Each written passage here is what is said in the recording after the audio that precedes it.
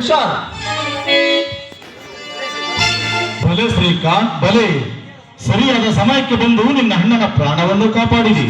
ನನ್ನ ಅಣ್ಣನ ಪ್ರಾಣವನ್ನಲ್ಲ, ಒಬ್ಬ ಅಪರಾಧಿಯ ಪ್ರಾಣವನ್ನು ಕಾಪಾಡಿದ್ದೀನಿ. ಅಪರಾಧಿ? ಯಾರು ಅಪರಾಧಿ? ಮಿಸ್ಟರ್ ಶ್ರೀಕಾಂತ್ ಕೂಡ ಏನವನಾಗೆ ಪ್ರಶ್ನೆ ಕೇಳಬೇಡ. ನೀನು ಆದಷ್ಟು ದಿನ ಈ ಊರಿನಲ್ಲಿ ಅದೆಷ್ಟೋ ಬಡ ಜನರಿಗೆ ಮೋಸ, ಅನ್ಯಾಯ, ಅತ್ಯಾಚಾರಗಳನ್ನು ನಡೆಸಿರುವೆ ಎನ್ನುವುದು ನನಗೆ ಚೆನ್ನಾಗಿ ಗೊತ್ತು. ಆದ್ದರಿಂದ ಇನ್ಸ್ಪೆಕ್ಟರ್ ಶರಣಾಗಲೇಬೇಕು. ಶರಣಾಗಬೇಕು? No inspector, no no. Inspector Shekhar Gowda. ನೋಡಿ ಇನ್ಸ್ಪೆಕ್ಟರ್, ನಿಮ್ಮ ಪೊಲೀಸ್ ಡಿಪಾರ್ಟ್ಮೆಂಟ್ ನಲ್ಲಿ ಮೈ ಮೇಲೆ ಕಾಕಿ ಕೊಟ್ಟರೆ ಮುಗಿಯಿತು, ಸಂಬಂಧಗಳಿಗೆ ಬೆಲೆನೇ ಇಲ್ಲವಲ್ಲ. ಅದರ ಉದ್ದೇಶವೇನು? ನಿನ್ನ ಕೈಗೆ ಬೇರೆ ಹಾಕುವುದೇ ನನ್ನ ಉದ್ದೇಶ. ಇನ್ಸ್ಪೆಕ್ಟರ್, ಅದು ಈ ಜನ್ಮದಲ್ಲಿ ಸಾಧ್ಯವಿಲ್ಲ.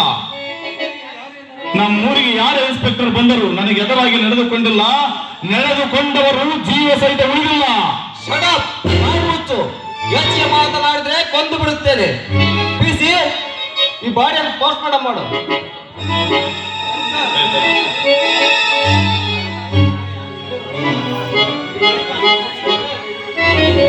ಇನ್ಸ್ಪೆಕ್ಟರ್,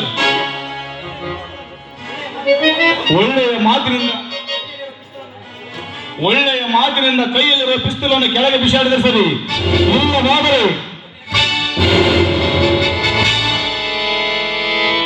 ಇಲ್ಲವಾದರೆ ನಿನಗೆ ಹೆಂಡತಿ ಯಾವ ಜ್ಯೋತಿಯನ್ನು ಕೊಂದು ಬಿಡುತ್ತೇನೆ. ನೋ ಶ್ರೀಕಾಂತ್ ಕೂಡ, ನೋ. ಮರೆಯಿಂದ ಪಿಸ್ತೂಲ್ ಅನ್ನು ಕೆಳಗೆ ಹಾಕೋ. ಇಲ್ಲದಿದ್ದರೆ ಹೇಗಿದೆ ಈ ಶ್ರೀಕಾಂತ್ ಗೌಡನ ನಾಟಕ? ಈ ನಾಟಕದಲ್ಲಿ ಖಳನಾಯಕನು ನಾನೇ, ಕಥಾನಾಯಕನು ನಾನೇ. ಜೀವನವನ್ನು ಸಾಯಿಸಲೇಬೇಕು.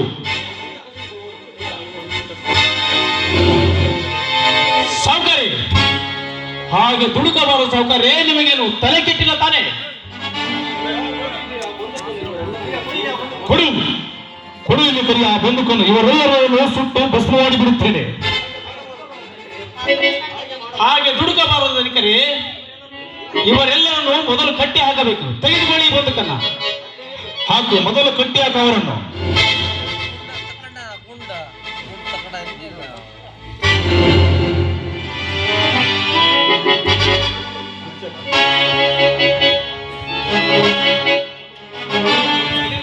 ಸಾವುಕಾರಿ, ತೆಗೆದುಕೊಳ್ಳಿ ಈ ಬಂದಕನ್ನ. ಕೊಡಿ.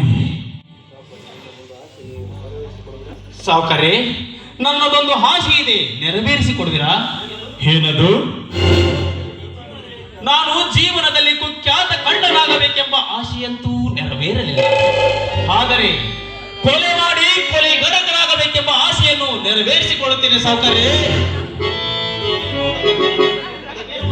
ಅದಕ್ಕೇನು ಮಾಡಬೇಕು? ಇಲ್ಲಿರುವರಲ್ಲ, ಇವರು 5 ಜನರನ್ನು ಕೊಲೆ ಮಾಡುತ್ತೇನೆ ಸಾವುಕಾರಿ. ಕೊಲೆ? ಭಲೆ ಕರಿಯ ಭಲೆ. ನಾನು ಬಯಸಿದ್ದು ಅದೇ, ನೀನು ಯೋಚಿಸಿದ್ದಾನೆ. ಆರಿಸಿಕೊಂಡನ್ನ ಮಾಡಿದರ ದೇಹವನ್ನು ತುಂಡು ತುಂಡು. ಸಾವುಕಾರಿ, ಆದರೂ ನನಗೆ ಇನ್ನೊಂದು ಆಸೆ ಇದೆ ಸಾವುಕಾರಿ. ಏನದು? ಕೊಲೆಗಾರ ಎಷ್ಟು ಕೊಲೆ ಮಾಡಿದರೂ ಕೊಲೆಗಡುತ್ತಾನೆ.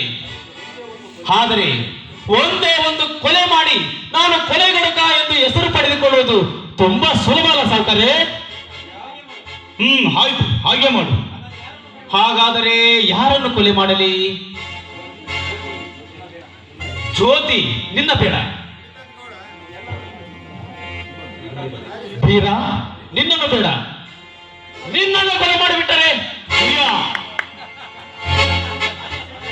ನಾನೇ ಶ್ರೀಕಾಂತ್ ಗೌಡ, ನಿನ್ನ ಆಪ್ತ ಸ್ನೇಹಿತ, ನಿನ್ನ ಅಂಗರಕ್ಷಕ.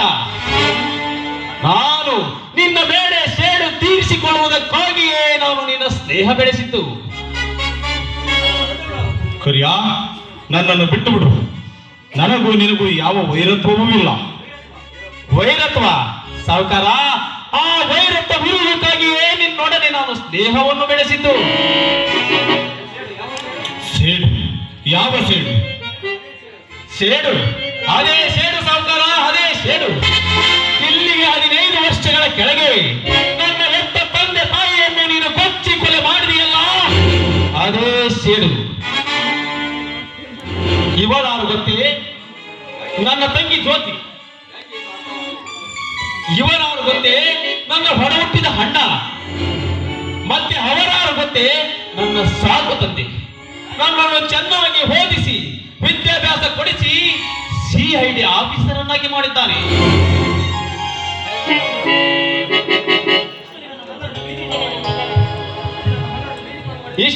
ಇಷ್ಟು ದಿನ ನಮ್ಮೆಲ್ಲರನ್ನು ಬೀದಿ ಪಾಲು ಮಾಡಿದ ನಿನ್ನನ್ನೇ ಸುಟ್ಟು ಭಸ್ಮ ಮಾಡಿಬಿಟ್ಟರೆ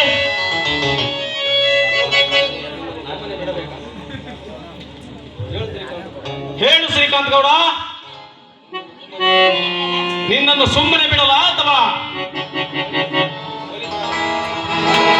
ಕಾನ್ಸ್ಟೇಬಲ್ ಇವರೆಲ್ಲರ ಕೈಗಳನ್ನು ಬಿಚ್ಚು.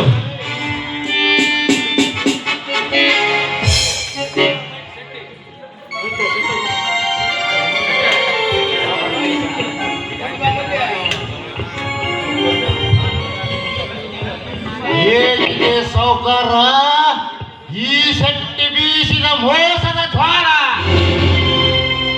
ಬಡವರ ಮನೆಯಲ್ಲಿ ಹೆಣ್ಣು ಮಕ್ಕಳು ಮೌನವಾಗಿದ್ದರೆ ಅವರ ಶೀಲಾರಣ ಮಾಡುವುದೇ ನಿನ್ನ ಚಿಂತೆ. ಆದರೆ ನಾನು ನಿನ್ನನ್ನು ಪೊಲೀಸರಿಗೆ ಹಿಡಿದುಕೊಡಬೇಕೆಂಬುದೇ ನನ್ನ ಚಿಂತೆ.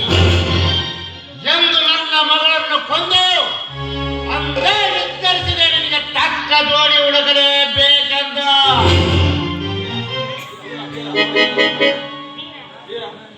ನೋಡಿದೆಯಾ ಸಾವುಕಾರ, ಬಡವ ಸಿಡಿದೆಂದರೆ ನಿಮ್ಮಂತರ ಪರಿಸ್ಥಿತಿ ಹೇಗಿರುತ್ತಂದು.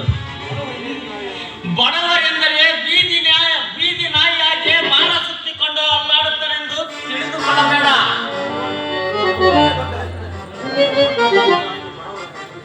ಊರಿಗೆ ದೊಡ್ಡ ಧನಿಕರಾಗಿ ಬಡವರ ಮನೆಯನ್ನು ಮಸಣ ಮಾಡುತ್ತಿರುವೆಯಲ್ಲ, ಯಾಕೆ?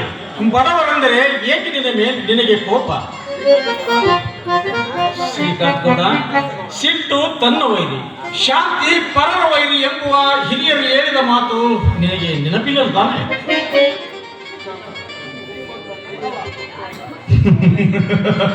ಶ್ರೀಮಂತರು ಕೈ ಎತ್ತಿ ತುತ್ತು ಅನ್ನ ಹಾಕಿದರೆ ಅನ್ನ ಹಾಕುವ ತನಕ ಒಂದು ರೀತಿ, ಅನ್ನ ಹಾಕಿದ ಮೇಲೆ ಅನ್ನ ಹಾಕಿದ ದಣಿಯನ್ನೇ ಕತ್ತೆತ್ತಿ ಕಚ್ಚಲು ಬರುತ್ತವ ನಿಮ್ಮನ್ನು ಸುಮ್ಮನೆ ಬಿಡಬಾರದು, ಹೊರೆ ಮಾಡಬೇಕು. ಅದರಿಂದ ನಿನಗೇನು ಲಾಭ? ಲಾಭ ನನಗಲ್ಲ, ಸತ್ತು ಸ್ವರ್ಗದಲ್ಲಿರುವ ನನ್ನ ತಂದೆ ತಾಯಿಗಳಿಗೆ.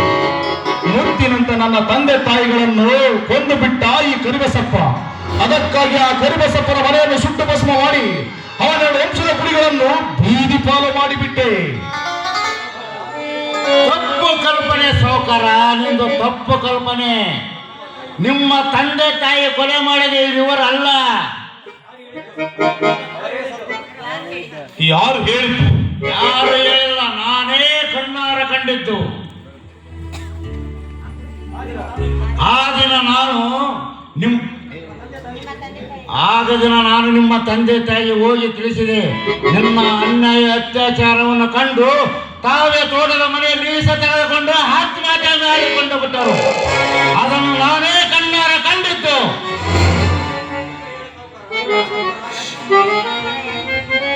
ಈಗ ಹೇಳ ಸಾವುಕಾರ, ಏಕೆ ಸುಮ್ಮನಾದೆ?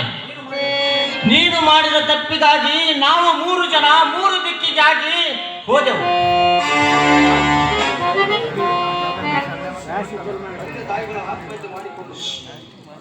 ನಿಮ್ಮ ತಂದೆ ತಾಯಿಗಳು ಆತ್ಮಹತ್ಯೆ ಮಾಡಿಕೊಂಡರು. ನಿಮ್ಮ ತಂದೆ ಆತ್ಮಹತ್ಯೆ ಮಾಡಿಕೊಂಡ ತಪ್ಪಿಗೆ ನನ್ನ ತಂದೆ ತಾಯಿಗಳನ್ನು ಕೊಂದಾಕಿದ್ಯಾ ಮಗನೇ? ನಿಮಗೆ ಯಾವ ಶಿಕ್ಷೆ ಕೊಡಬೇಕು? ನಿನಗೆ ಯಾವ ಶಿಕ್ಷೆ ಕೊಡಬೇಕು? ಬಗಳು ಅಣ್ಣ, ಸರಿ ಆಯ್ತು, ಕೊಡು ಈ ಕೊಡಲಿಯನ್ನು. ಕಾನೂನನ್ನ ಕೈಗೆ ತೆಗೆದುಕೊಳ್ಳಬಾರದು. ಇವನನ್ನು ಕಾನೂನಿಗೆ ಒಪ್ಪಿಸಿದರೆ ಕಾನೂನೇ ಇವನಿಗೆ ತಕ್ಕ ಶಿಕ್ಷೆಯನ್ನು ಕೊಡುತ್ತದೆ. ಬೇಡ ಬೇಡ, ಇವನು ಖಂಡಿತವಾಗ್ಲೂ ಬದುಕಲ್ಲ. ಯಾವ ಮನೆಯಲ್ಲಿ ನಮ್ಮ ತಂದೆ ತಾಯಿಗಳನ್ನ ಗಿಂಚಿಂಚಾಗಿ ಸಾಯಿಸಿದ್ದು ಅದೇ ರೀತಿಯಾಗಿ ಈಗಿನ ದೇಹವನ್ನು ತುಂಡು ತುಂಡಾಗಿ ಕತ್ತರಿಸಿ ನಾಯಿ ನರಿಗಳಿಗೆ ಹಾಕಿರಲ್ಲ. ನಾವೆಲ್ಲರೂ ಸೇರಿ ಇವನನ್ನು ಕೊಂದರೂ ಸಾಯುತ್ತಾನೆ, ಅದೇ ನ್ಯಾಯಾಲಯ ಇವನಿಗೆ ಗಲ್ಲು ಶಿಕ್ಷೆ ವಿಧಿಸಿದರೂ ಸಾಯುತ್ತಾನೆ. ಅಂಥದ್ದರಲ್ಲಿ ಇವನನ್ನು ಕೊಂದು ನಾವು ಯಾಕೆ ಕ್ರಮ ಕಟ್ಟಿಕೊಳ್ಳೋಣ? ಶೇಖರ್, ಹಾಕು ಇವನ ಕೈಗೆ ಬೇಟೆಗಳನ್ನ. ನೋಡಿದೆ ಅಣ್ಣ, ಈ ನಿನ್ನ ಪರಿಸ್ಥಿತಿ ಎಲ್ಲಿಗೆ ಬಂದು ತಲುಪಿತು ಅಂತ. ಈ ಚಂದ್ರಕಾಂತನ ಗೌರವ ಮನೆತನ ಎಲ್ಲಿಗೆ ಬಂದು ತಲುಪಿತು. ಯಾಕೆ ಗೊತ್ತಾ? ನೀ ಈ ಊರಿನಲ್ಲಿ ಕನಿಕರವಿಲ್ಲ ತನಿಕರಾಗಿ ಮೆರೆದಲ್ಲ, ಹಾಗೆ ಕನಿಕರವಿಲ್ಲ